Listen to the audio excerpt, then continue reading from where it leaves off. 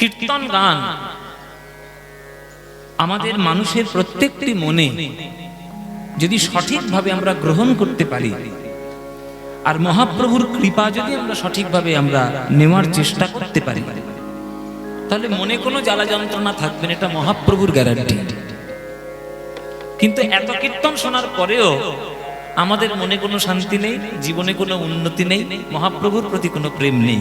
কেন? আমরা গাইছিও উল্টো পাল্টা কীর্তন, শুনছিও উল্টো পাল্টা কীর্তন। সেই কীর্তন শুনে, ভেজালযুক্ত কীর্তন শুনে বা গেয়ে কোনোদিনই উন্নতি হওয়া সম্ভব নয়। কীর্তন মানে বর্তমান দিনে আমরা সবাই, বিশেষ করে বহু জায়গায়, প্রায় জায়গাটা হয়ে গেছে, 85% জায়গায় হয়ে গেছে, 15% জায়গাতে বিশুদ্ধ কীর্তন হয়, আর বাকি 85% জায়গাতে মোটামুটি ভেজাল ঢুকে গেছে। আমরা এখনকার দিনে কীর্তনটাকে মনে করি একটা এন্টারটেনমেন্ট, একটা মনোরঞ্জন হবে আর কি। কীর্তন শুনতে যাব, খুব নাচানাচি হবে, হই হুল্লোড় হবে, কোমর ভেঙে টেঙে একাকার করে আসর ভেঙে টেঙে ফেলব আর কি। এইটা হচ্ছে বর্তমান দিনে কীর্তনের মূল উদ্দেশ্য। এইরকম যদি চলতে থাকে, তাহলে কীর্তন মহাপ্রভু যে নিয়ে এলেন আমাদের জন্য, একটু উদ্ধার হব বলে, একটু জীবনে ভগবানের প্রতি ভক্তি অর্জন করব বলে, সেগুলো সব বেকার হয়ে যাবে যদি আমরা সঠিক কীর্তন শোনার এবং গাওয়ার চেষ্টা না করি। সেটা দু তরফ থেকেই করা উচিত। দর্শকদেরও উচিত সঠিক কীর্তন শুনবো বাবা, ঠিক কীর্তন গাও, আর গায়কদেরও উচিত সঠিক কীর্তন শোনানো, যাতে মানুষের মধ্যে সঠিক ধারণাটা হয়। কীর্তন মানে সাহিত্যের উচ্চ স্তর।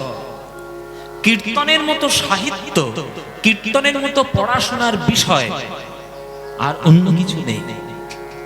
সমস্ত যেমন একটা পড়াশোনা করতে হয়, কীর্তন নিয়েও পড়াশোনা করতে হয়। আপনি ডাক্তারি পড়বেন, আপনি ডাক্তারি করতে চাইছেন, আমি বড় হয়ে একটু ডাক্তার হয়ে মানুষের সেবা করব, আপনি বিনা পড়াশোনায় ডাক্তার হতে পারবেন?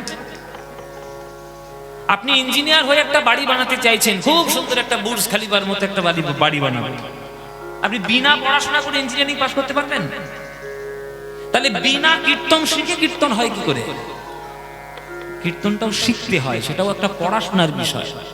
আপনারা যারা গান শুনছেন, যারা উচ্চ মাধ্যমিক পড়েছেন বাংলা নিয়ে, জানবেন যে উচ্চ মাধ্যমিকে বাংলা সাহিত্যের ইতিহাস পড়ানো হয়। বাংলা সাহিত্যের ইতিহাস উচ্চ মাধ্যমিক থেকে শুরু হয়, ক্লাস 5 থেকে শুরু হয় না।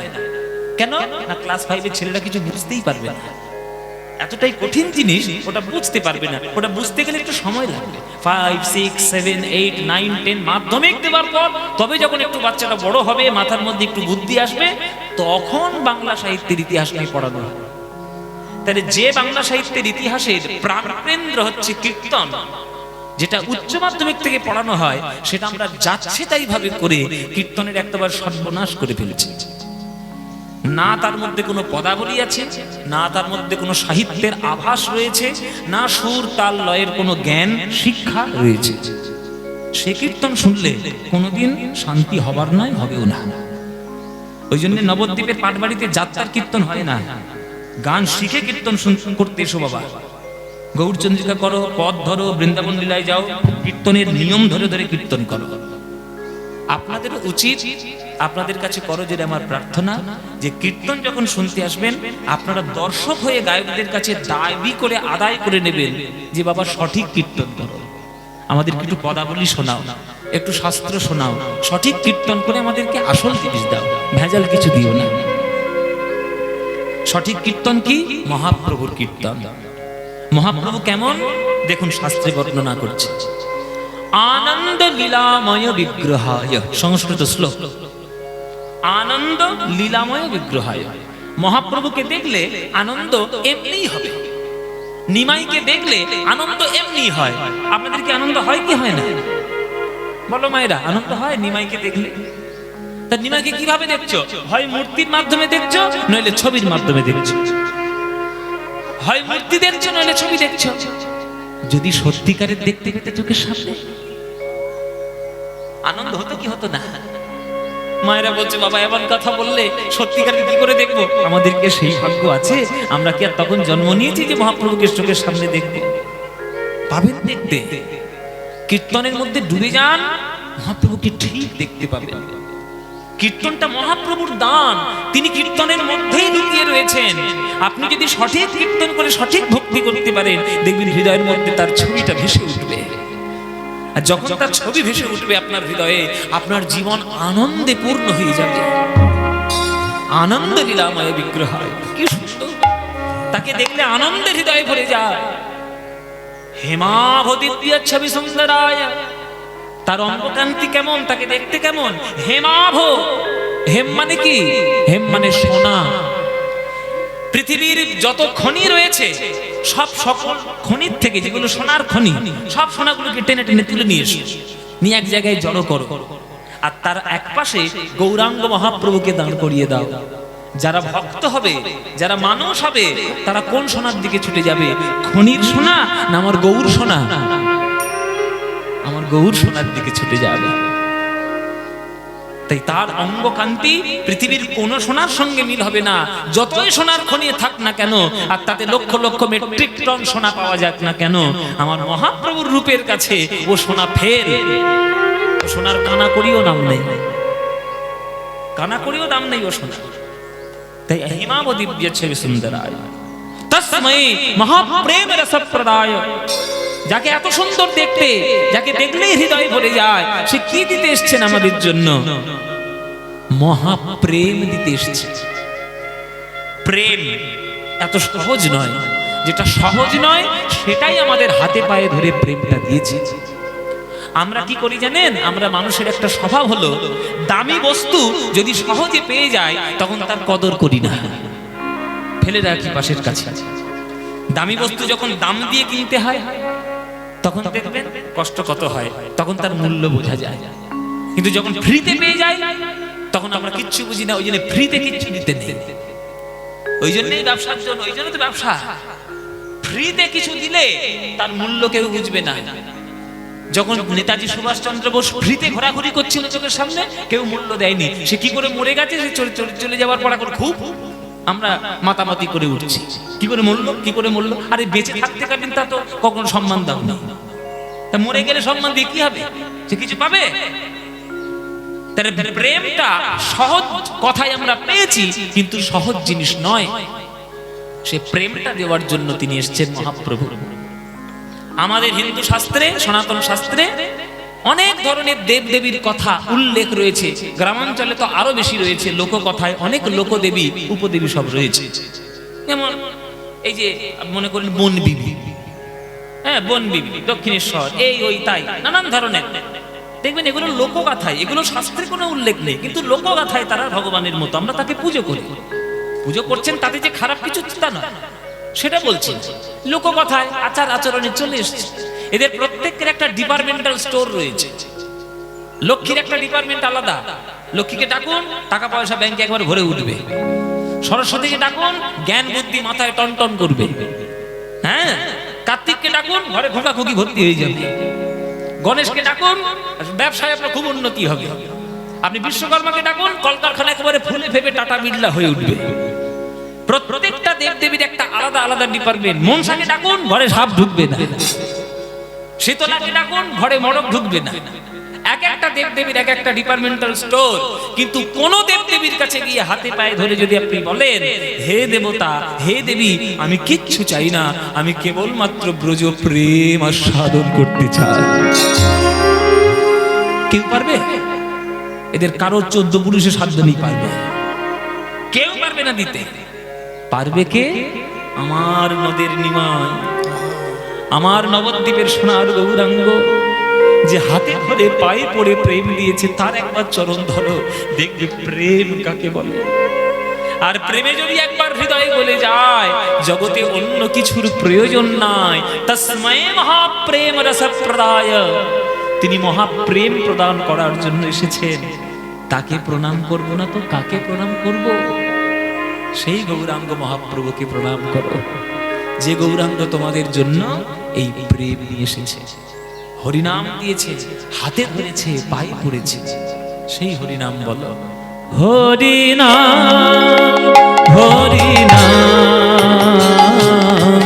হরি হরি বলো ভাই, হরিনাম হরিনাম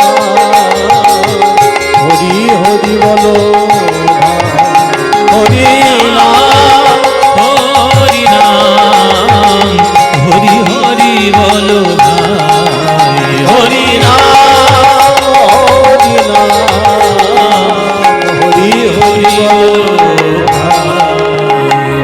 নাম বিনা কলি যুগে, নাম বিনা কলি যুগে নাম বিনা কলি যুগে, নাম বিনা কলি যুগে আর গতি নাই, আর গতি নাই, গতি নাই, হরিনাম হরিনাম হরি হরি বলো ভাই, হরিনাম হরি হরি বলো ভাই। এই হরিনাম দেওয়ার জন্যই মহাপ্রভু এসেছে। এই হরিনাম কোথা থেকে আনা? ওই গোলক সম্পত্তি থেকে নিয়ে এসেছে। গোলক থেকে টেনে নিচে নামিয়ে এসেছে, বস্তা একবার কাঁধে নিয়ে গৌরাঙ্গ নেমেছে, বলে আজকে সবাইকে দিয়ে দিয়ে যাবো, সবাইকে প্রেম দেবো। 8 থেকে 80 যে চাইবে প্রেম তাকে প্রেম দিয়ে দেব। প্রেম আমি সবার জন্য নিয়ে এসেছি। সেই প্রেম আমরা পেয়েছি মহাপ্রভুর থেকে, অথচ সেই নিমাইকেই আমরা এখনো পর্যন্ত বুঝতে পারিনি, চিনতে পারিনি। নিমাইকে ভগবান বানিয়ে দিয়ে ঘরের মধ্যে সিংহাসনে রেখে খুব পুজো করছি, সে যেটা বলেছে সেটা যেটা করেছে জীবনে করছি না। নিমাই গর্ব করে সদর্পে বলে গেছেন যে ব্রাহ্মণ হইয়া চণ্ডাল হয় যদি কৃষ্ণ ত্যাজে, আর মুচি হয়ে সূচি হয় যদি কৃষ্ণ কৃষ্ণ ভজে। তুমি মুচি হতে পারো, তুমি কুলের নিচু হতে পারো, কিচ্ছু যায় আসে না। তুমি যদি কৃষ্ণ বলতে পারো ভাই, তুমি সব শ্রেষ্ঠ, সকল শ্রেষ্ঠ তুমি কিছু পেয়ে যাবে, সর্বশ্রেষ্ঠ ধন সম্পত্তি পেয়ে যাবে। আর তুমি ব্রাহ্মণ ঘরে জন্ম নিয়েছো, গলায় তোমার নখানা পইতে লোককে দেখিয়ে দেখিয়ে বেড়াচ্ছ বামুনের ছেলে বামুনের ছেলে, অথচ তুমি কৃষ্ণ নাম করো না। কৃষ্ণ নাম করতে গেলে তোমার লজ্জা হয় বেশি। আবার ব্রাহ্মণ কুলে জন্ম নিয়ে পড়াশোনা করে আবার ভগবানেরই অস্তিত্ব নাকচ করার জন্য উঠে পড়ে লেগেছো, তোমার জন্ম বৃথাই হয়ে গেছে। অথচ মুচিটার জন্ম অনেক ভালো, সে মুচি কিন্তু কৃষ্ণ কৃষ্ণ বলে। মুচি হয়ে সূচি হয় যদি কৃষ্ণ ভজে, এটা মহাপ্রভু বলে গেছেন। আপনারা করেন, আমরা করি। আপনার বাড়িতে যদি একটা মুচি আসে জুতো সরানোর জন্য, কোনোদিন সোফায় বসতে দিয়েছেন? জীবনে সোফায় বসতে দিয়েছেন? ঘরে ওইখানে জুতো দিচ্ছ, ওইখানে সেলাই করে। মহাপ্রভু মুচিকে জড়িয়ে ধরছে না, তুমি ঘরের বাইরে বের করে দিচ্ছ। তুমি কিসের মহাপ্রভু ভক্ত? সব নামেই ভক্ত, সব ধান্দা আছে। নিজের চরিত্রগুলোকে ঢাকা দেওয়ার জন্য ওই ধর্মের চাদর পড়েছে, ওসব করে কিছুই হবে না। মহাপ্রভুর নাম করতে গেলে যদি মহাপ্রভুর কথা শুনে চলতে পারো, তবেই তার প্রকৃত ভক্ত তুমি। তার কথা শুনবে না, শুধু তিলক লাগিয়ে বৈষ্ণব সেজে শুধু লোকের সামনে ঘুরে ঘুরে বেড়াবে, ছাই হবে, কিচ্ছু হবে না। ওরকম বহু ব্রাহ্মণ বৈষ্ণব ঘুরে ঘুরে বেড়াচ্ছে, যাদের মনের মধ্যে শুধু জটিলতা কুটিলতা অনেক আছে। আমার দেখা বহু হয়ে গেছে, আমি জগৎ অনেক বেশি দেখে ফেলেছি বাবা। বহুদিন ধরে কীর্তন করছি তো, 7 বছর বেলা থেকে কীর্তন করছি। আজকে আমার বহুদিন হয়ে গেল কীর্তন করা, 28 বছর কীর্তন করে ফেললাম। প্রচুর জগৎ দেখে ফেললাম, মানুষের চরিত্রও দেখে ফেললাম। সুতরাং মহাপ্রভুকে যদি ভালোবাসো, ভালোবাসার মতো ভালোবাসো, তাকে চোখের সামনে রেখে দিয়ে নিজের কুচরিত্রকে ঢাকবো, ওই করলে জীবনে হবে না। সহজ সরল হলে তবেই ভগবানকে পাবেন, মহাপ্রভুর কৃপা নিলে পাবেন না। চাপাল গোপাল বলে একটা ভক্ত ছিল, শুনেছেন তো চাপাল গোপালের কথা? বিরাট বড় পণ্ডিত, শাক্ত পণ্ডিত। হ্যাঁ, সে নিজের অহংকারে মদমত্ত হয়ে শ্রীবাসের অঙ্গনে গিয়ে সে মদ মাংস মাছের মাথা, যে ছাগলের মাথা দিয়ে পুজো করে এসছে রক্ত দিয়ে। শ্রীবাস তো সকালে দেখেই তার মনে কত কষ্ট হলো, যে লোকে কি বলবে, আমি সারা রাত কীর্তন করার পর আমি এই সব উল্টো পাল্টা করি। সে কিন্তু অভিশাপ দেয়নি, সে কিন্তু কিছু বলেনি যে কে করেছে আমি জানিও না, প্রভু যে করেছে তুমি তাকে ক্ষমা করে দিও। শুধু চোখের জল ফেলেছে দু ফোঁটা। ওই যে দু ফোঁটা চোখের জল ফেলেছে, চাপাল গোপাল বুঝতে পেরেছে দু ফোঁটা চোখের জলের দাম কত। কোন বৈষ্ণবের মনে যদি আপনি আঘাত দেন, যদি কোনো ভালো মানুষের মনে আঘাত দেন, আর তার দু ফোঁটা চোখের জল যদি আপনার জন্য পড়ে, জেনে রাখবেন ওই দু ফোঁটা চোখের জল আপনার জীবনে ভয়ঙ্কর হয়ে যাবে। জানবেন টাইম ইজ ভেরি পাওয়ারফুল, সময় খুব শক্তিশালী। আজকের সময় তোমার এইখানে খারাপ হয়ে দাঁড়িয়ে আছে, ওইটা কিন্তু ঘুরে ঘুরে একদিন তোমার কাছে আসবে, আসবেই। সুতরাং নিজের চরিত্রকে উন্নত করার জন্য মহাপ্রভুকে ডাকো, যাতে তুমি মানুষ হতে পারো। সেই মহাপ্রভু আজকের খেলা করছে আমাদের নবদ্বীপের তীরে, এইরকম বিকেল বেলায় সুরধুনী গঙ্গার তীরে। ও শিবাস, ও অদ্বৈত, ও গঙ্গা, চলো সবাই মিলে কীর্তন করবো। কীর্তন না করলে হবে? সবার হাতে ধরো, পায়ে পড়ো, হরিনাম বিনা গতি নাই। হরিনামের খেলাই হলো জগতের শ্রেষ্ঠ খেলা। খেলো এ বিনোদ খেলা আমার গোরা বনমালী, খেলো এ বিনোদ খেলা গোরা বনমালী, খেলো এ বিনোদ খেলা আমার গোরা বনমালী, খেলো এ বিনোদ খেলা গোরা বনমালী, পুলিন বিহার করে ভগত মণ্ডলী, পুলিন বিহার করে ভক্ত মণ্ডলী, পুলিন বিহার করে ভগত মণ্ডলী, পুলিন বিহার করে ভক্ত মণ্ডলী, প্রভু আমার খেলে হরি নামের খেলা, প্রভু খেলে হরি নামের খেলা, ও তার সঙ্গে দেখো ভক্তের মেলা, খেলে হরি নামের খেলা, তার সঙ্গে দেখো ভক্তের মেলা, খেলে হরি নামের খেলা, এই খেলা খেললে জুড়ায় মনের জ্বালা, খেলে হরি নামের খেলা, খেলা খেললে জুড়ায় মনের জ্বালা, খেলে হরি নামের খেলা, এই খেলা খেললে জুড়ায় মনের জ্বালা, মুখে হরি হরি হরি বলা, খেললে জুড়ায় মনের জ্বালা, হরি হরি হরি বলা, খেললে জুড়ায় মনের জ্বালা, হরি হরি হরি বলা, খেললে জুড়ায় মনের জ্বালা, খেলে হরি নামের খেলা, পুলিন বিহার করে ভগত মণ্ডলী গো, পুলিন বিহার করে ভক্ত মণ্ডলী। আজকের থেকে মহাপ্রভু খেলা করছে না, অনেক দিন থেকে খেলা করছে। সত্যযুগ থেকে শুরু হয়েছে, সত্যযুগ থেকে মহাপ্রভুর খেলা শুরু হয়েছে, কলিযুগ পর্যন্ত চলছে। সত্যযুগে ভগবান নিজেকে এত ভালোবেসেছেন যে নিজেকে চার ভাগে বিভক্ত করেছেন বিষ্ণু রূপে। ভগবান শ্রী বিষ্ণুর চারটে রূপ। আমরা জানি যে বিষ্ণু মানে একটাই বিষ্ণু, না, বিষ্ণু চার ভাগ। শ্রীমদ্ ভাগবতে লেখা আছে সব তত্ত্ব কথা। চার ভাগ কি কি? চার ভাগ হলো বাসুদেব, শঙ্কর্ষণ, প্রদ্যুম্ন, অনিরুদ্ধ। এই চারটে ভাগ।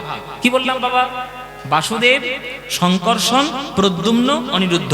এই চারটে ভাগেরই হাতে কিন্তু শঙ্খ চক্র গদা পদ্ম আছে। এটা প্রত্যেককেই চতুর্ভুজ।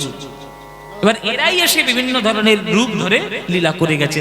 মৎস্য অবতার বলুন, কুর্ম অবতার বলুন, বরাহ বলুন, নৃসিংহ, সবাই বিষ্ণু, প্রত্যেককেই বিষ্ণুর অংশ। বিষ্ণু নিজেকে চার ভাগে বিভক্ত করেছে। যেই ত্রেতাযুগ পড়লো, ওই চার ভাগ দশরথের বাড়িতে চার ভাই হয়ে গেল। বাসুদেব হলো রাম, শঙ্কর্ষণ হলো লক্ষণ, প্রদ্যুম্ন হলো ভরত, অনিরুদ্ধ হলো শত্রুঘ্ন। এই রাম লক্ষণ ভরত শত্রুঘ্ন রূপে এসে ভাই ভাই মিলে খেলা করলো ত্রেতা যুগে দশরথের বাড়িতে। তা শুধু ভাই ভাই খেলা করলে আনন্দ আছে যদি পাড়ার দুই একটা বন্ধু বান্ধব না থাকে? কি গো মায়েরা, কটা বান্ধবী করেছিলে ছোটবেলা? বন্ধু বান্ধব করতে হবে না? বন্ধু বান্ধবী তো জীবনে থাকবে, তবেই তো আনন্দ হবে জীবনটা। হ্যাঁ, এটা কৃষ্ণেরও মনে, ভগবানও মনে মনে ভাবলেন, দূর শুধু বন্ধু বন্ধু হচ্ছে না, আমার ভাই ভাই হচ্ছে না, একটু বন্ধুর দরকার। ভাই ভাই খেলা করলাম, এবার একটু বন্ধু নিয়ে খেলা করব। কোন বন্ধু? দেখুন দাপর যুগে আমার কৃষ্ণ এলো, দাপর যুগে কৃষ্ণ আসার পর দাদা বলরামকেও সঙ্গে রাখলো, আবার 24 জন বন্ধুকে সঙ্গে করে নিয়ে নিল। এবার যত বন্ধুর সংখ্যা বাড়ছে ভগবানের তত আনন্দ হয়ে যাচ্ছে। বাহ, এ তো আরো আনন্দ। গোবিন্দ আমার মনে মনে ভাবিলেন, সত্য যুগে খেলা করেছিলাম ভাগ নিয়ে, আনন্দ পেলাম। ত্রেতা যুগে খেলা করলাম ভাই নিয়ে, তাতেও আনন্দ পেলাম। দাপর যুগে দাদা বলরাম আমার 24 জন বন্ধুকে নিয়ে খেললাম, তাতেও আনন্দ পেলাম। কিন্তু এতেও তো আমার পূর্ণ আনন্দ হলো না। যদি সকলকে নিয়ে খেলতে পারতাম, যাকে দেখবো তাকেই যদি বুকে জড়িয়ে ধরে খেলতে পারি, তবেই তো আমার আনন্দ হবে। সেই ভগবান কৃষ্ণ আজকের গৌর হরি হয়ে এলো, যাকে কাছে পেল তাকেই বুকে জড়িয়ে ধরে হরিনাম খেলা করে বুকের মধ্যে জড়িয়ে ফেলল। ওই জন্যেই সংকীর্তনের প্রচার, ওই জন্যেই সংকীর্তনের এত মাহাত্ম্য, ওই জন্যই সংকীর্তন এত ভালো লাগে। তাই ভগবান একই, ভগবান একই, শুধু খেলাটা আলাদা হয়ে গেছে। খেলোয়াড় একই, খেলাটা আলাদা। যেমন আপনারা ক্রিকেট খেলা দেখেন, হ্যাঁ, যেমন সচিন তেন্ডুলকার হচ্ছে ব্যাট নিয়ে 6-4 মারত, তাতে যার জন্য আমরা তার খুব ফ্যান, আমরা সবাই ভক্ত। কিন্তু যদি কোনোদিন সচিনের মনে হয় যে আমি আজ একটু ফুটবল খেলবো, তা সে ফুটবল খেলতেই পারে। যারা ভক্ত তারা দেখে ভুলে যাবে যে ব্যাট বাজছে না বলে, ফুটবল খেলছে বলে ওটা সচিন নয়, ওটা অন্য কেউ, কোচিন। সচিন নয়, কোচিন এসছে ওর মতো দেখতে, ওরকম তো হয় না। সচিন সচিনই আছে, সবসময় ব্যাট নিয়ে খেলা করতো, আজকে তার মনে হয়েছে একটু ফুটবল খেলা করবে। তা ভগবান ভগবানই আছে। বৃন্দাবনে গরু নিয়ে খেলা করতো, আজকে নবদ্বীপে খোলকত্তাল নিয়ে হরিনাম করে খেলা করছে। ভগবান একই। ভক্তের কাছে ভগবান ফাঁকি দিতে পারবে না, ভগবানকে চিনে ফেলেছে ভক্তরা। রামানন্দ রায় বলুন, অদ্বৈত বলুন, হরিদাস বলুন, শ্রীবাস বলুন, গদাধর বলুন, সব চিনতে পেরেছে এই সেই কৃষ্ণ যে সে বৃন্দাবনে খেলা করত, গরু নিয়ে মাঠে ঘোরাঘুরি করত, গড়াগড়ি দিত। সেই কৃষ্ণ এসছে একইভাবে, এবং নতুন হয়ে খোলকত্তাল নিয়েছে, পিটিয়ে পিটিয়ে কীর্তন করছে, সবার হাতে ধরছে, পায়ে পড়ছে, হরিবল হরিবল বলছে। এই একই খেলোয়াড়, কিন্তু খেলাটা আলাদা।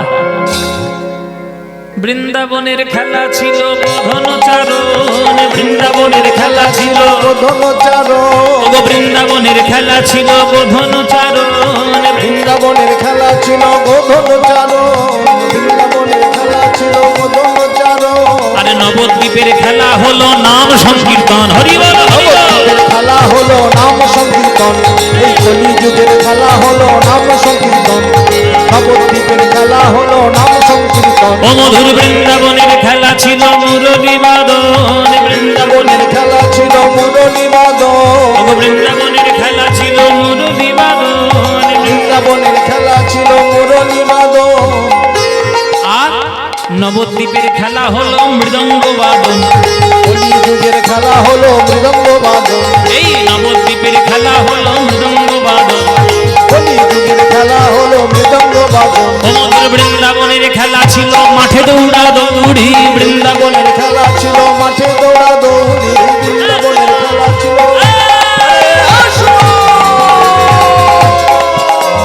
বৃন্দাবনের খেলা ছিল মাঠে দৌড়া দৌড়ি, বৃন্দাবনের খেলা ছিল মাঠে দৌড়া দৌড়ি। আর নবদ্বীপের খেলা হলো ধুলায় গড়াগড়ি। যুগের খেলা হলো ধুলায় গড়াগড়ি, এই যে ভক্ত পদ ধুলি, ভক্তপদ ধুলি, তাহে মোরে স্নান কেলি ভক্ত পদ ধুলি, তাহে মোর সানকেলি ভক্তপদ ধুলি। বৃন্দাবনের খেলা ছিল সিংহাবাদন, বৃন্দাবনের খেলা ছিল সিংহাবাদন, ও বৃন্দাবনের খেলা ছিল সিংহাবাদন। বৃন্দাবনের খেলা ছিল সিংহাবাদন।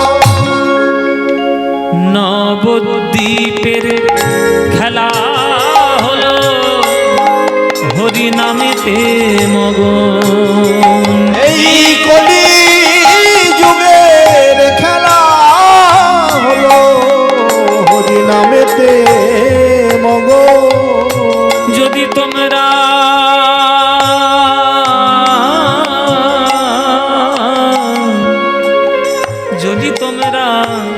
যদি হরি বলে কাঁদতে পারো, যদি হরি বলে কাঁদতে পারো, মহাপ্রভুর খেলায় সাথী হবে। যদি হরি বলে কাঁদতে পারো, মহাপ্রভুর খেলার সাথী হবে। যদি হরি বলে কাঁদতে পারো। আজ থেকে 540 বছর আগে মহাপ্রভুর জন্ম। 540 বছর পর আজকে ভারতে আমরা কীর্তন শুনছি। মায়েরা বাবারা সবাইকে বলছি, তখন যারা নবদ্বীপে জন্ম নিয়েছিল, তখন যারা নিমাইকে দেখেছে, তাদের ভাগ্য ভালো না তোমাদের ভাগ্য ভালো? তাদের ভাগ্য ভালো, তাদের না তোমাদের? মায়েরা বলছে বাবা তাদের ভাগ্য ভালো। তা তোমার ভাগ্য ভালো হোক তোমরা চাও না? ভাগ্য সুপ্রসন্ন হোক তোমরা চাও না? বলে সেটা আবার কে না চাই বাবা, সবাই তো চাই ভাগ্য ভালো হোক। কিন্তু ভাগ্য কি আর আমাদের হাতে লেখা? ভাগ্য তো ভগবানের হাতে লেখা। ভাগ্যে যেটুকু আছে সেটুকুই পাবো। কর্ম করার অধিকার আমার আছে, যতটুকু সৎ কর্ম করার কর্ম করে যাব, তার ছাড়া বাকি যেটুকু পাওয়ার পাবে পেয়ে যাব। ভাগ্য আপনার হাতে নেই, কর্ম আপনার হাতে আছে। কর্ম যদি আপনার সঠিক হয়, ভালো করে শুনে রাখুন, আজকে শিক্ষার কথা বহু বলবো, শিক্ষাগুলো নিয়ে রাখুন যদি জীবনে কাজে লাগে। ভাগ্য আপনার হাতে নেই, কর্ম আপনার হাতে আছে।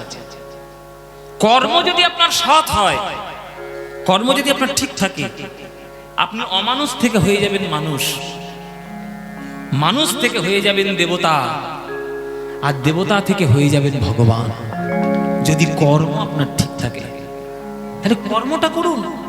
তাদের ভাগ্য ভালো, আপনার ভাগ্য খারাপ। বসে থাকুন সারা জীবন কেন কর্ম না করে? ও কেন এত টাকার মালিক হয়ে গেল, আমি কেন ভিখিরি হয়ে রইলাম? কাঁদো বসে বসে, হাত পা তো ভগবান দিয়েছে, খেটে খাও। তাহলে 540 বছর আগে যাদের জন্ম হয়েছিল নবদ্বীপে, তাদের ভাগ্য ভালো, আর তোমাদের ভাগ্য কি খারাপ? খারাপ নয়। নিজের ভাগ্যটা নিজে তৈরি করো কর্মের মাধ্যমে। তোমরা কি চাও যে তোমাদের সঙ্গে মহাপ্রভুর কীর্তন হোক? তোমরা মহাপ্রভুর সঙ্গে কীর্তন করবে? চাও না? নিমার সঙ্গে কীর্তন করতে কেউ চাও না? বলে বাবা তো তো সবাই চাই, আমরা কে আর চায় না? সেটা করতে গেলে, চাইতে গেলে একটা টোটকা আছে। ওই টোটকাটা যদি করতে পারে, একবার 100% কাজ দেবে। আমরা টোটকা, আমরা গ্রাম বাংলার লোক, টোটকায় খুব কাজে আছে, খুব কাজ দেয়। টোটকা আমাদের খুব লাগে। টোটকা একটা দেবো নাকি? কি মায়েরা দেবো? টোটকাটা করবেন তো? যদি বলি মন দিয়ে করবেন, তাহলে তোমাদের বলবো কি, তোমরা আবার 5 কান করে বেড়াবে বাইরে গিয়ে। বলবে না তো কারোর কাছে, কারোর কাছে বলবে না। নিজেরা শুনছে যখন ভারতে বসে বসে নিজেরাই করবে। নিজের বাড়িতে ঠাকুর ঘর আছে তো, রোজ ঠাকুর ঘরের দরজাটা বন্ধ করে নিজেই ঠাকুরের সামনে বসবে, বসে বলবে হে প্রভু, তোমার কৃপায় জগতে এসেছি, তোমার কৃপায় জগৎ ছেড়ে চলে যাব। এতদিন সংসার দেখলাম কেউ আমার আপন বলতে নয়, আপন বলতে কেবলমাত্র তুমি আছো, তুমি ছাড়া আমার কেউ নেই। প্রভু, এই তোমার চরণে বসে আজকে তোমারই নাম করছি, তুমি কৃপা করে তোমার করুণাময় প্রদান করো। নিজেই যদি ঠাকুর ঘরে বসে নিজেই যদি হরি নাম করে অন্তত 2 ফোঁটা চোখের জল ফেলে যদি তাকে ডাকতে পারো, যদি হরি বলে কাঁদতে পারো, যদি হরি বলে কাঁদতে পারো, মহা মহাপ্রভুর খেলায় সাথী হবে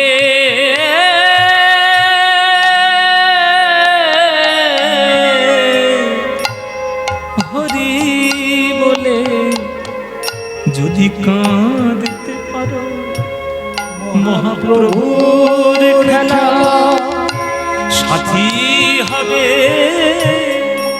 যদি হরি বলে কাঁদতে পারো।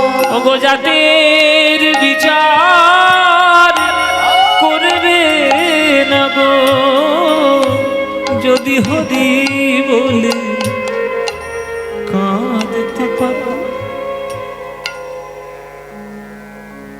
ভগবান তোমার কাছ থেকে দুফোঁটা চোখের জল ছাড়া, ভালোবাসা ছাড়া কিচ্ছু চায় না। ভগবানকে কোনোদিন আড়ম্বর দিয়ে ডাকার চেষ্টা করো না।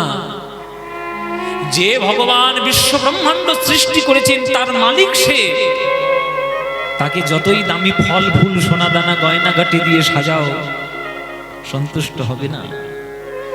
সে পরিষ্কার গীতার পাতায় লিখে গিয়েছে, বলে গিয়েছে যে পত্রাং পুষ্পাং ফলং তোয়ং ইয়ো মে ভক্তা প্রযচ্ছতি তদহং ভক্তি উপরিতমস্মামি প্রজতাত্মনা। কে আমায় কটা পাতা দিল, কে আমায় কটা ফল দিল, ফুল দিল, সোনা দিল, গয়না দিল, আমি জীবনে দেখব না। আমি দেখব যখন সে আমায় ডাকছে, আমায় আপন করার চেষ্টা করছে, তখন আমার জন্য তার চোখের দুফোঁটা জল আছে কিনা। ভালোবাসা মানে ঠাট্টা হাসি ফুর্তি নয়, ভালোবাসা মানে চোখের জল। কেউ কাউকে ভালোবাসলে তার বিরহে সারা জীবন সে চোখের জল ফেলতে থাকে। রাধাকে জিজ্ঞেস করে এসো কৃষ্ণের জন্য কতটা কষ্ট পেয়েছে সে, কিন্তু সে কৃষ্ণ ছাড়া কিছু জানে না। কৃষ্ণকে জিজ্ঞেস করে এসো রাধার জন্য কৃষ্ণের কতটা কষ্ট হয়েছে, কিন্তু কৃষ্ণ রাধারানী ছাড়া কিছু জানে না। তুমিও যদি ভগবানের জন্য ওইভাবে বসে তার চরণ প্রান্তে কাঁদতে পারো, তবেই জানবে তুমি তার সঙ্গে কীর্তন করার সৌভাগ্য পাবে, বাকি নয়। যদি হরি বলে কাঁদতে পারো, যদি হরি বলে কাঁদতে পারো, মহাপ্রভুর খেলা সাথী হবে যদি হরি বলে কাঁদতে পারো। মহাপ্রভুর খেলা সাথী হবে হরি বলে কাঁদতে পারো। ব্যাস, এইটাই টোটকা, এইটুকু করো। ভগবানের কৃপায় জগৎ পেয়েছো, ভগবানের কৃপায় জীবন পেয়েছো, ভগবানের কৃপায় বিশ্ব ব্রহ্মাণ্ডের সকল সুখ সুবিধা পাচ্ছ, ফ্রিতে হাওয়া পাচ্ছ, ফ্রিতে অক্সিজেন পাচ্ছ। যখন ভগবান ফ্রিতে হাওয়াটা বন্ধ করে দেবে বুঝতে পারবে অক্সিজেনের কি দাম। ওই যে বললাম ফ্রিতে পেয়ে গেলে সব আমরা মূল্যহীন করে ফেলি সবকিছুকে। ফ্রিতে পাচ্ছি না, এই যে প্রত্যেক দিন তোমরা নিঃশ্বাস প্রশ্বাস নিয়ে বেঁচে আছো, জানো প্রত্যেকটা দিন একটা মানুষ ক লাখ টাকার অক্সিজেন নষ্ট করে। আজকের হিসেব শুনে রাখুন, এই হিসেব আগে জানা যেত না, আগে পাওয়া যায়নি, এই হিসেবটা পাওয়া গেছে করোনার সময় যখন অক্সিজেনের আকাল হলো না, অক্সিজেন সিলিন্ডার পাওয়া যাচ্ছিল না, তখন গবেষণা করে দেখা গেছে যে একটা মানুষ প্রত্যেক দিন প্রায় 3.5 লক্ষ টাকার অক্সিজেন নষ্ট করে। রোজ রোজ একটা মানুষ 3.5 লাখ টাকার অক্সিজেন নষ্ট করছি আমরা, ভগবান দিয়েছে ছাই। এবার পৃথিবীতে কত মানুষ বাস করছে? 650 কোটি। এবার 650 কোটির সঙ্গে 3.5 লাখ টাকা যোগ করুন, গুণ করুন। এবার দেখুন প্রত্যেকদিন ভগবানের ক লাখ টাকার অক্সিজেন নষ্ট হচ্ছে শুধু আপনাদেরকে বাঁচিয়ে রাখার জন্য। তাহলে সে তো কখনো প্রতিবাদ করেনি যে তুমি নিঃশ্বাসের পরিবর্তে তাকে তুমি কি দিচ্ছ, তুমি অবহেলা দিচ্ছ, অবজ্ঞা দিচ্ছ, ভগবান নেই প্রমাণ করার চেষ্টা করছো, অথচ ভগবান কিন্তু সবকিছু ভরিয়ে রেখেছে। তা তুমি যদি এর পরেও ভগবানকে না ডাকো, তুমি অকৃতজ্ঞের দল, তুমি অকৃতজ্ঞ। আর অকৃতজ্ঞদের জায়গা জগতে কখনো হয় না, তাদের একদিন না একদিন ফাঁসতে হবে। তোমরা যেন অকৃতজ্ঞ হইও না বাবা। 24 ঘন্টার মধ্যে 23 ঘন্টা সংসার করো, অন্তত 1 ঘন্টা আমার গৌর গোবিন্দের জন্য একটু নাম করো। 1 ঘন্টা, অন্তত 1 ঘন্টা। 23 ঘন্টা সংসার করো, টাকা পয়সা রোজগার করো, ঘর বাড়ি চালাও, বাবা মা ছেলে মেয়ে সংসার পাতি সব করো। 1 ঘন্টা আমার গৌরের জন্য দাও। সময় যখন পাবে, ঘরে হোক বাইরে হোক, দিনে হোক রাতে হোক, ভোরে হোক বিকেলে হোক, যেই সময় পাবে প্রাণ ভরে গৌরাঙ্গের নাম করে নেবে একবার। ভজ গৌরাঙ্গ কহ গৌরাঙ্গ লহ গৌরাঙ্গের নাম রে। ভজ গৌরাঙ্গ কহ গৌরাঙ্গ লহ গৌরাঙ্গের নাম রে। যে জনাগো, এই গানটা ভাল লাগে তাহলে গাইবো, নিলে বন্ধ করে দেবো। সময় নষ্ট করবো না, আমি করবো কি করবো না? ভাল লাগে মায়েরা? সত্যি বলছো? সত্যি? সিরিয়ালের দিব্যি তোমাদের হাড়ে হাড়ে চিনি আমি। আমিও তো এই দেশেরই ছেলে না, বেশি দূর পারি নয়, 1 ঘন্টা গেলেই লক্ষ্মীকান্তপুর পাবেন। সন্ধ্যেবেলা করে সিরিয়ালের ধারে গিয়ে তো বসো, ফুলকি অনুরাগের সোমা ধরি ধরি মনে করি। কেন দেখে সব? কি লাভ হয়? শাশুড়ির খাবারে বিষ মাখাতে হয় কি করে, বৌমার গলা টিপে মারতে হয় কি করে, আর নায়ককে ধরে ধরে 10টা করে বিয়ে দিতে হয় কি করে? এছাড়া সিরিয়ালে কিছু আছে? ওইগুলো দেখছো, সংসারে অশান্তি বাঁধাচ্ছ। ওইগুলো বাদ দাও। এইখানে তোমাদের মন্দির আছে ভাড়ু গ্রামে, যেখানে আমাদের ভোগ হচ্ছে আর কি, যেখানে মালসা পাতা আছে, ওইখানে তো মন্দির আছে। ওগুলো সব বাচ্চা দিয়ে মন্দিরে নিজেরা এসে কীর্তন করো না, বা মন্দিরে যদি আসতে না ইচ্ছা হয় নিজের ঘরে বসে খোলকর্তা দিয়ে কীর্তন করো, তাতেও আনন্দ পাবে। কিন্তু বেকার বেকার সময় নষ্ট করো না, বেকার বেকার অক্সিজেন নষ্ট করে লাভ নেই। ভজ গৌরাঙ্গ কহ গৌরাঙ্গ লহ গৌরাঙ্গের নাম। কি করবে তো? ভালো লাগে তো এই গানটা? ভজ গৌরাঙ্গ কহ গৌরাঙ্গ লহ গৌরাঙ্গের নাম রে। এ মনের গান, প্রাণের গান, বাঙালির রক্তের গান, তাই না মায়েরা? এই গান তোমাদের যাদের যাদের ভাল লাগে না, একবার উলুধ্বনি দাও জোরে জোরে।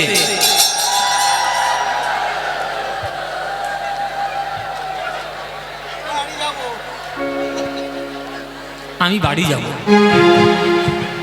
বাড়ি বাড়ি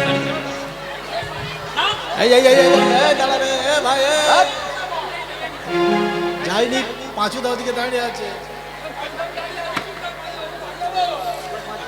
কি বললাম আর কি করলো দেখো, কি সর্বনাশ। আমি বলেছি যাদের যাদের এই গানটা ভাল লাগে না তারা উলুধ্বনি দেব, উলুধ্বনি দিচ্ছি।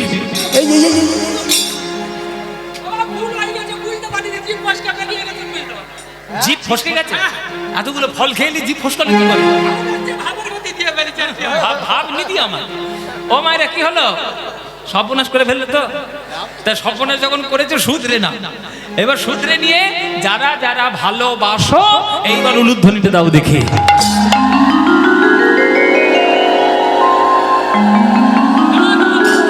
না না, ভালোবাসে ভালোবাসে ভালোবাসে ভালোবাসে। ভুল হয়ে গেছে তা কি করবে? তা ভালো যখন বাসো, করতালি দিয়ে আমার সঙ্গে এই গানটা গাইতে পারবে? হ্যাঁ, এমন জোরে জোরে গান গাইবে, এই গানটা এমন জোরে জোরে গাইবে, কল্যাণপুর স্টেশন আর শাসন স্টেশন দুটোই বন্ধ হয়ে যায়। হ্যাঁ বাবা, দুটোই কীর্তন একটা ভাড়ুতে হচ্ছে বটে। আমরা কীর্তন শুনি, কীর্তনের এমন মর্যাদা রক্ষা করুন। সবাই হাত তুলে করতালি দিয়ে সবাই মিলে বলবেন, ভজ গৌরাঙ্গ কহ গৌরাঙ্গ লহ গৌরাঙ্গের নাম রে। বলো ভজ।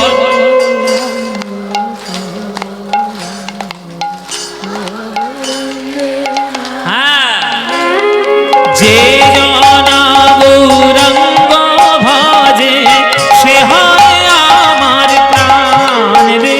বলো যে।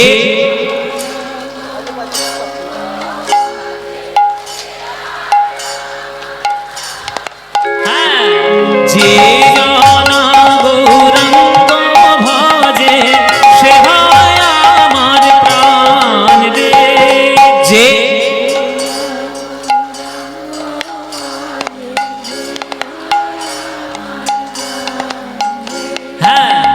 প্রভাত কালে হা গৌরাঙ্গ জীবন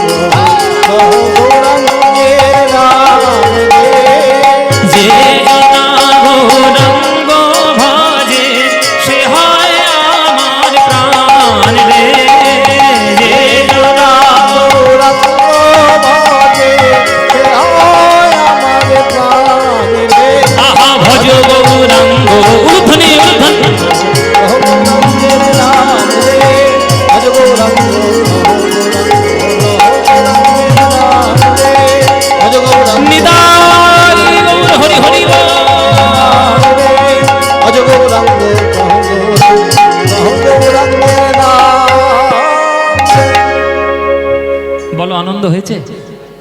হয়নি? এই আনন্দ আর কোথাও পাবে? এই আনন্দ পেতে গেলে প্রত্যেক বছর ভাঁড়ুতে আসতে হবে। আসবেন তো? আসবেন সবাই? সবাই মিলে আসবে?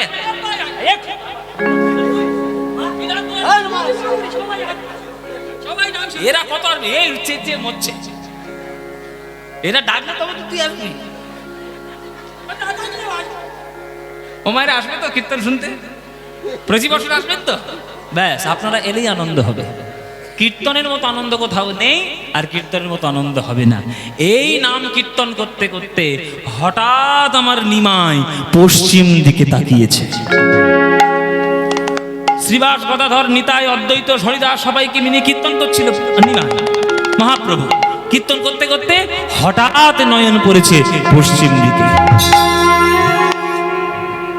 যেই পশ্চিম দিকে নয়ন পড়েছে, দেখছে লাল টকটকে সূর্য অস্ত যাচ্ছে, আবার আগামীকাল উঠবে।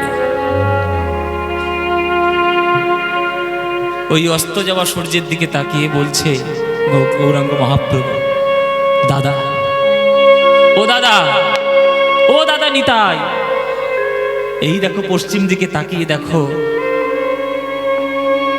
সূর্য অস্ত যাচ্ছে। সূর্য যখন অস্ত যাচ্ছে, আমার মায়ের কথা বড্ড মনে পড়ছে। সেই সকালবেলায় বেরিয়েছি, আর সেই সকালবেলা বেরিয়ে আজকে সন্ধ্যে হয়ে গেল, মাকে সারাদিন দেখিনি। আমার মার কথা খুব মনে পড়ছে। দাদা, আমি বাড়ি যাব। আমার হরিনাম করতে ভালো লাগছে না, আমি বাড়ি যাব। অনেক হরিনাম হয়েছে জগতে। জগতে যতই আমরা শান্তির জায়গা খুঁজে বেড়াই মায়েরা, মায়ের কোল ছাড়া শান্তি বেশি আছে কিছু? মা। জগতের প্রত্যেকটি মানুষের প্রথম শব্দ মা। আমরা সবাই বলি মা। তাই মায়ের কাছে যাচ্ছে আমার নিমাই। মার কথা মনে পড়েছে দাদা। সারাদিন হরিনাম করছে, আমার আর ভাল লাগছে না। এই সন্ধ্যা হয়ে যাচ্ছে, সেই সকালবেলায় মা আমার সাজিয়ে গুছিয়ে পাঠিয়ে দিয়েছে গোষ্ঠ আমাদের এই হরিনাম খেলার জন্য। আমার ভাল লাগছে না, আমি বাড়ি যাবো। ও দাদা নিতাই, বাড়ি যাবো। শিবাস, অদ্বৈত, বাড়ি যাবো, চলো সবাই মিলে। প্রভু আমার বাড়ি চললেন। দিবা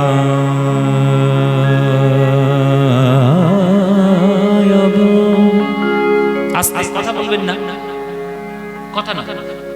আজকে কীর্তন করছি একদম কীর্তনের পদ্ধতিতে, পদ, আখর, শাস্ত্র, গান, সাহিত্য সবকিছু নিয়ে। সুতরাং এই সব কীর্তনের মধ্যে কথা বলতে শুরু করলে তখন আমরা আমাদের মতো কাজ করে চলে যাব, কানে কিচ্ছু ঢুকবে না তোমাদের। মায়ের কথা মনে পড়েছে, প্রভু আমার চলছে মায়ের ঘরে। আজকে লীলাটা যেটা করছি সেই লীলাটার নাম শুনেই নাও। লীলাটার নাম হচ্ছে উত্তর গোষ্ঠ লীলা। উত্তর গোষ্ঠ। আজকে যেহেতু আপনারা দেখেন রাস হবে, আজকে রাস হবে তো কি গো? রাস হবে। তা আজকে যেহেতু রাস হবে, তা কৃষ্ণলীলা করাটাই উচিত, কৃষ্ণলীলা করাই ভালো। এখন আমরা হচ্ছে উত্তর গোষ্ঠ। এরপরে যদি কীর্তনিয়া পারেন, তার দ্বারা যদি সম্ভব হয়, তাহলে রূপ আর আক্ষেপ যদি করতে পারি ভালো হবে, তাহলে রাসটা করতে সুবিধা হবে। তা কৃষ্ণলীলার মধ্যেই আজকে আমরা করছি। ওই জন্য উত্তর গোষ্ঠ লীলা আমরা এখন করছি। উত্তর গোষ্ঠ লীলা মানে কি বলে দিই, ঘরে ফেরার গান। মহাপ্রভু কীর্তন করতে করতে ঘরে ফিরছে কি করে, আর কৃষ্ণ গোষ্ঠ লীলা করতে করতে ঘরে ফিরছে কি করে, এইটাই লীলা, আর অন্য কিছু কথা নেই। তবে লীলাটা যদি মন দিয়ে শুনতে পারেন, শিক্ষা একেবারে ভরে ভরে পাবেন। উত্তর গোষ্ঠ লীলার মধ্যে এত শিক্ষা, এত তত্ত্ব, এত কিছু শিক্ষার জিনিস রয়েছে, যদি মন দিয়ে শোনা যায় অনেক শিক্ষা পাওয়া যায়। শিক্ষার লীলা হচ্ছে, আর গান ধরে ধরে, পথ ধরে ধরে হচ্ছে। ওই জন্য মন দিয়ে শুনবেন। নিমাই আমার চলেছে ঘরে, মার কথা মনে পড়েছে। মা মা বলতে বলতে নিমাই চলে যাচ্ছে। দাদা, আমি আর কীর্তন করব না, আমি বাড়ি যাব, আমার মার কাছে একটু যাব। দিবা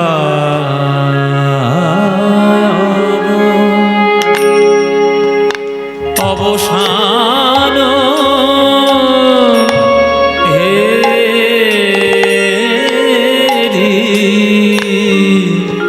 প্রভু গৃহেতে চলি।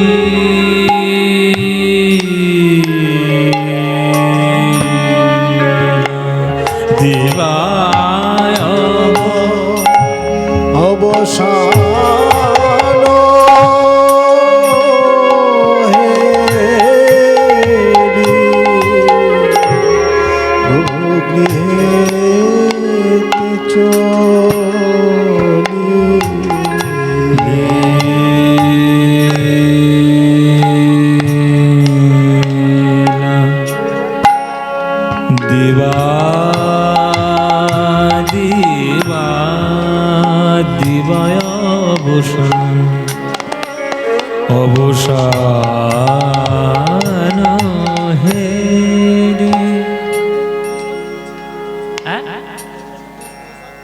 সূত্র ঘোষবাবু করে গেছে, তাহলে ঘুরিয়ে দিচ্ছি, ব্রহ্মমল্লীলায় চলে যাচ্ছে।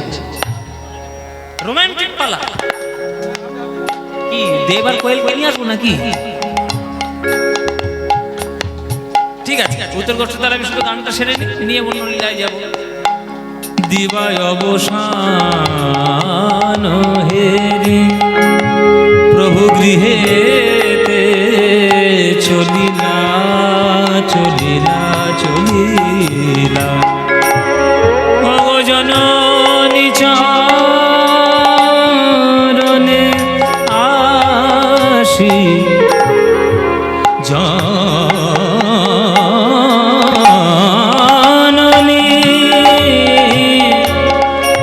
জননী জননী জননী মা,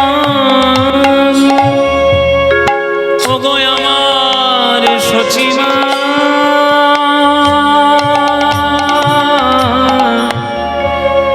সচিমা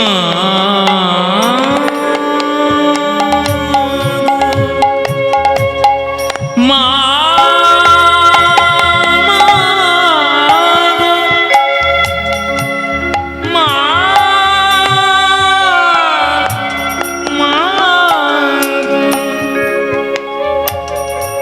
মা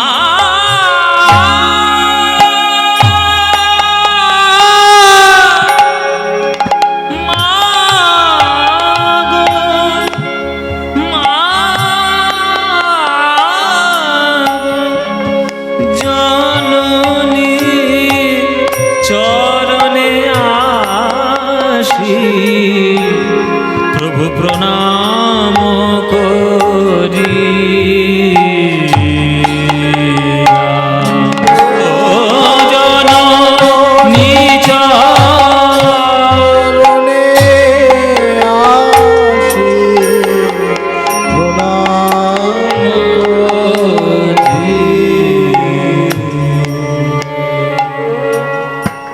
জয় নিত। আস্তে, কথা না, কথা কম বলুন।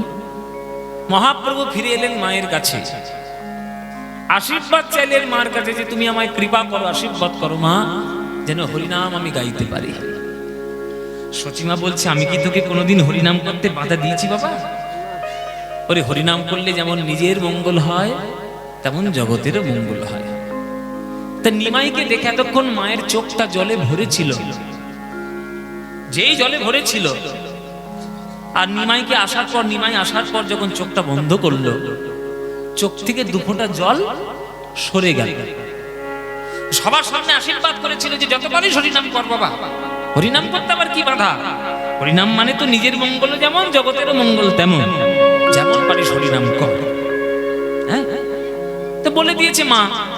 তা মা যখন বলেছে, মার কথা তো শুনতে হবে। তা মা বলতে গিয়ে চোখটা বন্ধ করেছে, তখন চোখ থেকে জল সরে গেছে। যেই জল সরে গেছে তখন চোখ পরিষ্কার। এবার নিমাইকে পরিষ্কার দেখছে। কি বাবা, চোখে যদি জল ভরা থাকে, সামনে কি আছে ভালো করে পরিষ্কার দেখা যায়? আবছা আবছা দেখা যায় জলের জন্য। যেই জল সরে গেছে এবার পরিষ্কার দেখছে। যেই পরিষ্কার দেখছে তখন আমার সচিমা, যে সচিমা বলেছে যে যত খুশি হরিনাম কর, সেই সচিমা ঘুরিয়ে বলছে, নিমাই আমি আর যেতে দেব না, আর যেতে দেব, আমি আর যেতে দেব না, আর যেতে দেব ওই সংকীর্তনে বিশ্বম্ভরের আর যেতে দেব না, সংকীর্তনে বিশ্বম্ভরে আর যেতে দেব না। ওমা, এ কি বললে তুমি? আর যেতে দেব না। এই যেতে দেবে নাকি? এই যে এক্ষুনি বললে যত পারিস হরিনাম কর, আবার বলছে যেতে দেবে না, এক মুখে দুই কথা।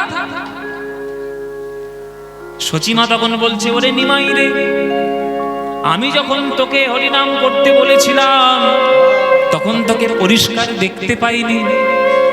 যদি জানতাম হরিনামের এই ফল, তাহলে কোনোদিনই আমি সকালে বেলায় তোকে হরিনাম করতে পাঠাতাম না। এই গদাধর, এই নিতাই, এই অদ্বৈত, এই তোরা তোমার নিমাইয়ের কাছে কাছে ছিলিস তো? হ্যাঁ, তাহলে তোরা থাকা সত্ত্বেও আমার নিমাইয়ের গায়ে, ভালো করে লক্ষ্য করে দেখ, আমার নিমাইয়ের গায়ে কে বা ধুলা দিয়েছে, কে বা ধুলা দিয়ে, ও গো কে বা ধুলা দিয়েছে, কে বা ধুলা দিয়েছে, এমন সোনা রঙে বাছার কে বা ধুলা দিয়েছে। এমন সোনা রঙে বাছার কে বা ধুলা দিয়েছে। ধুলো এলো কি করে? আমার নিমার গায়ে ধুলো এলো কি করে? সকালবেলায় যে ছেলেটার গায়ে চন্দন মাখিয়ে হরিনাম করতে পাঠিয়েছিলাম, ধুলো তামাশা হয়ে গেল। রাস্তায় কি কম ধুলো নাকি? আস্তে করে।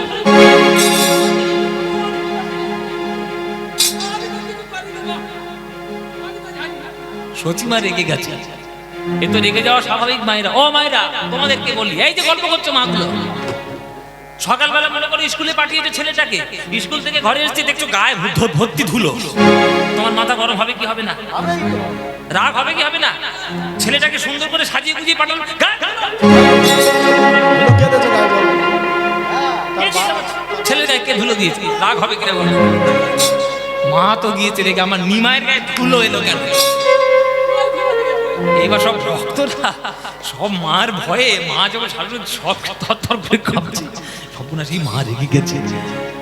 তখন গদাধর আস্তে আস্তে করে এসেছে, ওমা ওমা তুমি ঠান্ডা হও, তুমি বিশ্বাস করো মা, হাত জোর করে বলছি, তোমার আমরা নিমায়ের গায়ে ধুলো দিইনি, আমরা তোমার নিমায়ের গায়ে ধুলো দিতে পারি? তুমি চন্দন দিতে নিমায়ের গায়ে তোমার হাত কেঁপে যায়, আর আমরা তার গায়ে ধুলো দেবো, এটা আমরা পারি? আমরা সত্যি বলছি তোমার নিমায়ের গায়ে আমরা কেউ ধুলো দিইনি। মা বলছে তাহলে ধুলোটা এলো কি করে? বলে সেই কথা তোমার নিমাইকেই জিজ্ঞেস কর। এই তোমার এই নিমাই বড্ড বদমাইশ হয়েছে, বড্ড দুষ্টু, কারোর কথা শোনে না। তোমার এই নিমাইকে জিজ্ঞেস করো। আমরা বারবার বারণ করি, প্রভু ধুলো মেখো না, ধুলো মেখো না, ধুলো মেখো না। তোমার ওই নিমাই যেখানে ধুলো দেখবে, নিমাই ইচ্ছা করে গিয়ে সেই ধুলোর মধ্যে কড়া গুলি দেবে। মা বলছেন নিমাই গড়াগড়ি দেবে ধুলো দেখলে? কেন? নিমাই কেমন কচি খোকা নাকি? ওর কাছে কত বড় বড় পণ্ডিত, হ্যাঁ, হেরে যাচ্ছে। কেশব কাশ্মীরি এসেছিল, হেরে একবার বাড়ি চলে গেছে কাশ্মীরে। কত বড় বড় পণ্ডিত ওর কাছে হেরে যায়, আর সেই নিমাই আমার ধুলো মাখবে কেন? তখন গদাধর বলছে, মাগো তুমি তো তোমার নিমাইকে চেনো না, ও কি এমনি এমনি ধুলো মাখে? ও যে সাধ পেয়েছে, সাধ পেয়েছে, ও যে ভক্ত পদ ধুলা মাখার সাধ পেয়েছে, ভক্ত পদ ধুলো মাখার সাধ পেয়েছে, ও ভক্ত পদ ধুলো মাখার সাধ পেয়েছে, ভক্ত পদ ধুলো মাখার সাধ পেয়েছে। আবার উল্টো পাল্টা কথা বলছিস, আমার সঙ্গে তামাশা করবি না। ছাড় আবার কি রে? এই সাধ কি রে? ধুলো মাখা স্বাদ পেয়েছে। ধুলো টক না মিষ্টি না ঝাল? যে যেটা খেয়ে দেখো।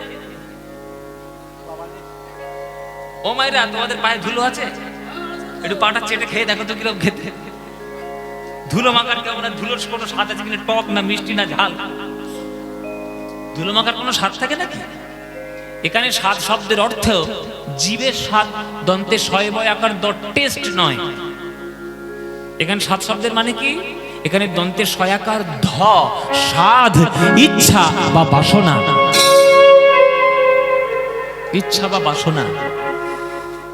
ধুলো মাখার ইচ্ছা হয়েছে গোবিন্দের, গৌর হরির, তাই ধুলো মাখছে। কেন ইচ্ছে হয়েছে? হঠাৎ করে ধুলো মাখার ইচ্ছে হলো কেন? বিদ ঘুটে ইচ্ছে না, ধুলো মাখার ইচ্ছে কেন? এত কিছু মাখতে পারে না? চন্দন মাখো, হ্যাঁ, হলুদ মাখো, আর এখনকার দিন হলে তো কত কি মাখো, body lotion, body cream, sunscreen, fair lovely, face wash, তারপর কত কি সব মায়েদের উঠেছে মুখে ক্রিম, অ্যালোভেরা, ময়েশ্চারাইজার, সব যত টিভিতে অ্যাডভার্টাইজমেন্ট দেখছে আর সেই সবগুলো মাখছে, কর্তার পকেট ফাঁকা করছে সব। এখনকার দিনে তো বহু কিছু মাখাতে, এতগুলো মাখার জিনিস পাইলে ধুলো গিয়ে মাখছে কেন? শোনো, এই ইচ্ছেটা ভগবানের আজকের হয়নি, ইচ্ছে হয়েছিল দাপর যুগে। দাপর যুগে কৃষ্ণের ইচ্ছা হয়েছিল যে আমি ভক্তের ভক্তি পাবো কি করে, আমাকে জানার দরকার। সব শাস্ত্রদেরকে ডেকেছে, প্রশ্ন করেছে শাস্ত্রদের কাছে, শোনো শাস্ত্রগণ, আমি ভক্তি পাবো কি করে ভগবান হয়ে, তোমরা আমায় উপায় বলে দাও। কোন শাস্ত্রের ক্ষমতা ছিল না ভগবানের প্রশ্নের উত্তর দেবে। কার ক্ষমতা ছিল? একটা মাত্র শাস্ত্র, তার নাম হচ্ছে শ্রীমদ্ ভাগবত। ভাগবত বলছে, ঠাকুর তুমি যদি ভগবান হয়ে ভক্তি পেতে চাও, ভক্তি পাওয়ার জন্য যা যা করতে হয় তোমাকেও তাই তাই করতে হবে, তবেই তুমি ভক্তি পাবে। বলো কি কি করতে হয় ভক্তি পাওয়ার জন্য? নৈষাংগতিস্তাবদর ক্রমাঙ্গি শ্রীশতন্যবগমযদর্থ মহিয়সাং পাদরজহোভিষেকং নিষ্কিঞ্চনানং নঃ প্രീণিতে যাবত। যতদিন না ভক্তের চরণ ধুলিতে স্নান করা না যায়, ততদিন তো হৃদয়ের মধ্যে ভক্তির উদয় হয় না। হে ভগবান গোবিন্দ চন্দ্র, তুমি যদি ভক্তের ভক্তি আস্বাদন করতে চাও, ভক্তের চরণ ধুলিতে স্নান করতে হবে। হে ভগবান, ভক্ত পদজল ভক্ত ভুক্ত শেষ, এই তিন মহাবল। বৈষ্ণবের পদধূলি তাহে মোর স্নান কেলি, বৈষ্ণবের নামেতে উল্লাস তর্পণ মোর বৈষ্ণবের নাম বিচার করয়ে মনে। ভক্তি রস আস্বাদনে মধ্যস্থ শ্রী ভাগবত পুরাণ। চরণ ধুলো মাখতে হবে। ভগবান তোমাকে চরণ ধুলো মাখতে হবে, তবেই তুমি ভক্তি পাবে। ভগবান তো পড়েছে বিপদে, সর্বনাশ, কার চরণ ধুলো মাখবো? কি গো, কার চরণ ধুলো ভগবান মাখবে? তোমার চরণ ধুলো তুমি দেবে? কি গো, দেবে? নিজের পাটা বাড়িয়ে ঠাকুরের গায়ে ঘষে দেবে? পারবে দিতে? সে সাহস আছে, ক্ষমতা আছে? বলে বাবা নরকে গিয়ে মরে পচি আর কি না, ভগবানের নাকি নিজের পা ধুলো নাকি ভগবানের মাথায় দেবে। তোমরা নরকের ভয়ে জীবনে ভগবানের নিজের চরণ ধুলো দেবে না। কিন্তু বিশ্ব ব্রহ্মাণ্ডে লক্ষ লক্ষ কোটি কোটি ভক্তের মধ্যে একটা ভক্ত ছিল যার চরণ ধুলো কৃষ্ণ মাখলে কৃষ্ণের কিছু হয় না, আর তারও কিছু হয় না। সে কে? হ্যাঁ বাবা, হ্যাঁ, যা বুদ্ধি দিয়ে বলেছে ঠিক উত্তরটা। বিশ্ব ব্রহ্মাণ্ডে কোটি কোটি ভক্তদের মধ্যে এক ভক্ত ছিল, তার নাম হচ্ছে রাধারানী। ওই জন্যই তো রাধারানীর চরণ ধুলো কৃষ্ণ গায়ে মাখে, ওই জন্যই তো মানলীলা হয়। মানলীলা শোনোনি? চন্দ্রাবলীর কুঞ্জে রাত কাটিয়েছে, সকালবেলা কৃষ্ণ এসছে, আর যত রাগ দেখাচ্ছে রাধারানী।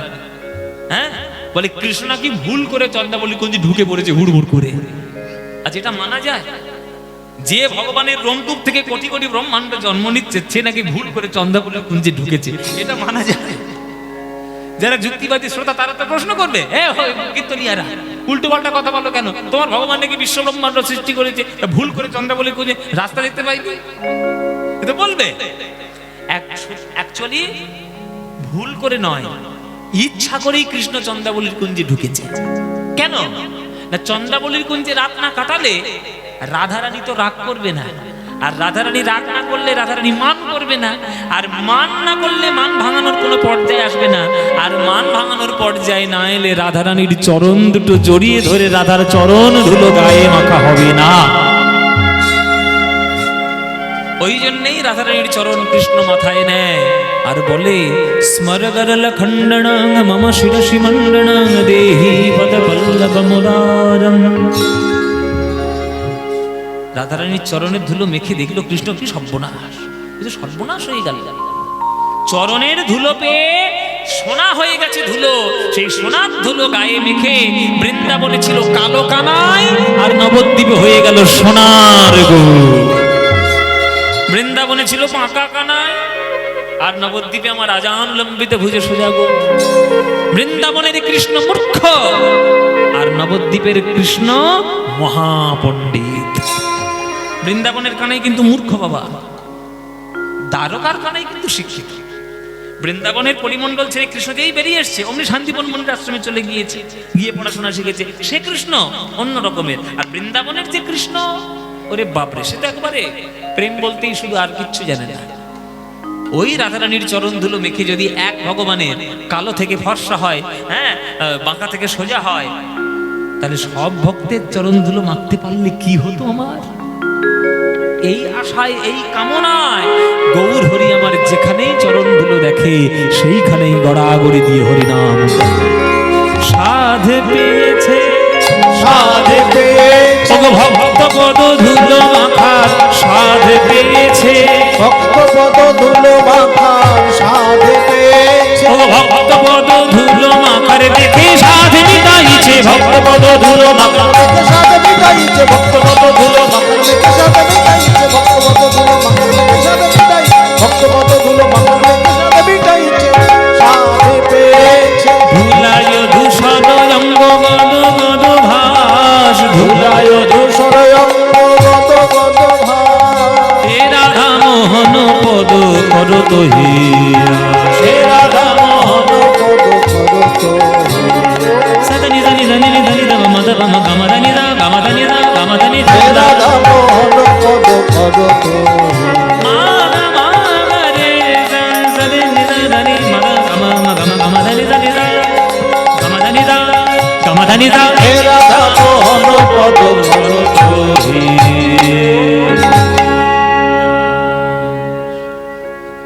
গৌরচন্দ্রিকা আস্বাদন করলাম। এবার বৃন্দাবন যাব। তো বলে দিল যে উত্তরকোশ নাকি কালকে হয়ে গেছে, তো উত্তরকোশের আরেকটি পর্যায়ে আছে, সেটা আমরা গাইব ব্রহ্মমোহন গোষ্ঠ। ব্রহ্মমোহন গোষ্ঠ আজকের আমরা গাইব। কৃষ্ণলীলা যেহেতু ধরেছি, গৌরচন্দ্রিকা যখন এক রকমের তখন কৃষ্ণলীলা বাদ দিয়ে হবে না। হ্যাঁ, তো উত্তরকোষ্ঠ ওইটা যে লীলা, এইরকম একটা আলাদা উত্তরকোষ্ঠ একদিন হয়েছিল, সেটা হচ্ছে ব্রহ্মমোহন লীলা। সেই ব্রহ্মমোহন লীলাটি আজকের আমরা বৃন্দাবনে গিয়ে গাইব। চলুন সবাই মিলে আমরা একটু বৃন্দাবনে যাই। এবার বলে দিই যে আমার এই ভাঁড়ু গ্রামের কর্তৃপক্ষের ভক্তরা, তারা দীর্ঘদিন ধরে এইখানে কীর্তন অনুষ্ঠান করাচ্ছে। আমি তো অনেক দিন ধরেই আসছি, প্রায় অনেক ছোটবেলা থেকে এইখানে ভাঁড়ুতে আমি আসছি। তো প্রত্যেক বছরই সময় সুযোগ হলে চলে আসে। তো এত সুন্দর অনুষ্ঠান তারা বছরের পর বছর তারা তুলে ধরার চেষ্টা করছে। তাই আপনাদের কাছে আবদার করে তারা আঁচল পেতে মহাপ্রভুর পথের পথিক হয়ে ভিক্ষা বৃত্তি করতে করতে আপনাদের কাছে যাবে। আপনাদের যার যেমন ইচ্ছে, যার যতটুকু সামর্থ্য, আপনারা প্রাণ ভরে আপনারা একটু দান দেবেন। অর্থ আপনার জীবনে অনর্থের কারণ হতে পারে, অর্থই আপনার জীবনে পরমার্থের কারণ হতে পারে। দেখুন, আপনার টাকা, আপনি মাথার ঘাম পয়সা রোজগার করেছেন, মাথার ঘাম পায়ে ফেলে, আপনার পয়সা আপনি কি করে খরচা করবেন সে আমি বলে দেবো? সেটা আমার বলার অধিকার নেই। ভারতবর্ষের সংবিধান সে অধিকার আমার দেয় না। কিন্তু উপদেশ দিতে পারি যে কোন পথে খরচা করলে আপনার ভালো হবে। আমরা বর্তমান দিনে গ্রাম বাংলায় বিশেষ করে আমরা তো ধীরে ধীরে, এটা কিছু করার নেই, এটা হবে, কলিযুক্ত। নিচের দিকেই যত যাব ততই আমাদের ভালো লাগে। কীর্তনটা ওই রকম হচ্ছে, নিচের দিকেই চলে যাচ্ছে। সঠিকভাবে কীর্তন না করে কীর্তনটাও সর্বনাশ করেছি আমি। আর বাংলার গ্রামে গ্রামে সংস্কৃতির নামে যেসব উদ্ভট সংস্কৃতি এখনকার দিনে উঠে পড়েছে, সেগুলো তো আমরা আরো বেশি করে প্রমোট করছি। যেমন কালী পুজোর দিনে মায়ের গান না চালিয়ে 50টা বক্স লাগিয়ে আপনারা ডিজে বাজান ঘুপ ঘুপ ঘুপ ঘুপ করে।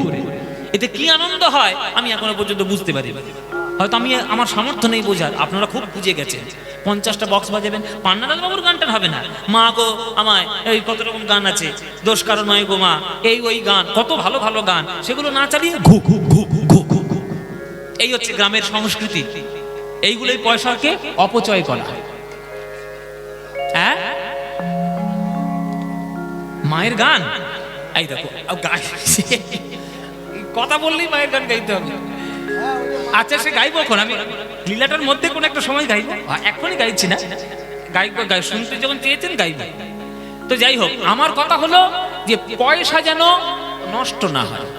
আপনি যদি 500 টাকার নোট দিয়ে একটা মদের বোতল কিনে নিয়ে আসেন, তাহলে আপনি পয়সাটাকে অনর্থের কাজে লাগালেন। আর 500 টাকার নোট দিয়ে যদি একটা শ্রীমদ্ ভগবদ গীতা কিনে নিয়ে আসেন, আপনি পয়সাটাকে পরমার্থের কাজে লাগালেন। এবার আপনার ব্যাপার, আপনি কোন কাজে লাগাবেন? মদের বোতল কিনবেন না গীতা কিনবেন? যেটা কিনে আপনার জীবনে পরমার্থ লাভ হবে সেটা করব। তাই আমার ভক্তরা, কর্তৃপক্ষের ভক্তরা আঁচল পেতে আপনাদের কাছে যাবে। যার যেমন ইচ্ছে বাবা, যার যতটুকু সামর্থ্য আছে, প্রাণ ভরে আপনারা সবাই মিলে একটু দান দেবেন। সবার কাছে অনুরোধ রইল আমার। এই ভক্ত, এই যারা কর্তৃপক্ষদের বলছি, যারা যারা যেতে চাইছেন, এখন ভক্ত সংখ্যা রয়েছে বহু, অনেক দূর থেকে অনেকেই এসছেন। এখন আপনারা যান, গিয়ে ভক্তদের কাছ থেকে আপনারা ভিক্ষা আদায় করুন, আপনারা ঠিক ভিক্ষা পেয়ে যাবেন। জয় নিতাই, গৌর হরি বল। তো চলুন এবার আমরা ব্রহ্মমোহন লীলা গোষ্ঠ আস্বাদন করার জন্য বৃন্দাবনে যাব। সবাই মিলে আমরা একটু বৃন্দাবনে যাই। তো বৃন্দাবন যাওয়ার সময় একটা বৃন্দাবন যাওয়ার জনপ্রিয় গান আমরা গাইতে গাইতে বৃন্দাবনে যাব। চলো কি মায়েরা গান গাইবো নাকি? হ্যাঁ, বৃন্দাবন যাওয়ার গান। চলে রে আমার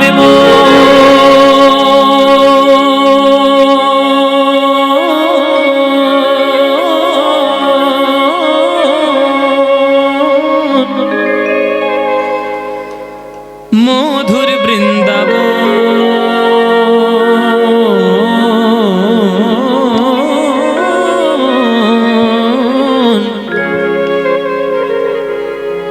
যমুনা পুলিনে যেথা মধুর বৃন্দাবন। চলে রে আমার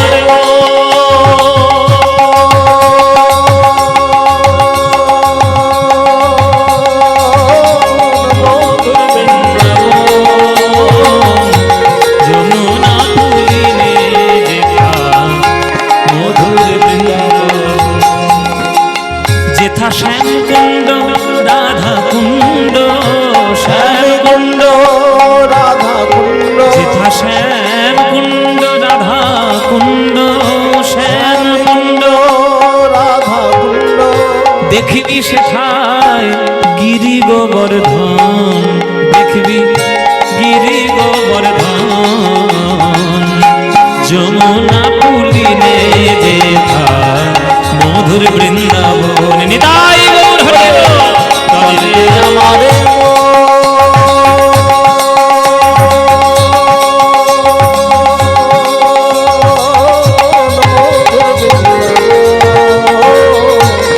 যমুনা পুলিনে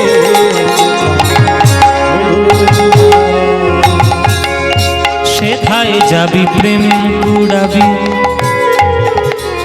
পানি জামা গানে বামা গানে জানে নেনে রে জা দাদা জানি আবানি দা গামানি দা গামা পা, সেথা যাবি প্রেমে কুড়াবি, আমা গারে নি ধানি রে রে নি রে গারে রে গামা মা মা গা গামা বাবা গারে রে গামা রে জা জা রে রে জানি নি জা জা ধানি পাদা গামা পা, সেথা যাবি প্রেমে কুড়াবি, আরে রাধা কৃষ্ণের দেখতে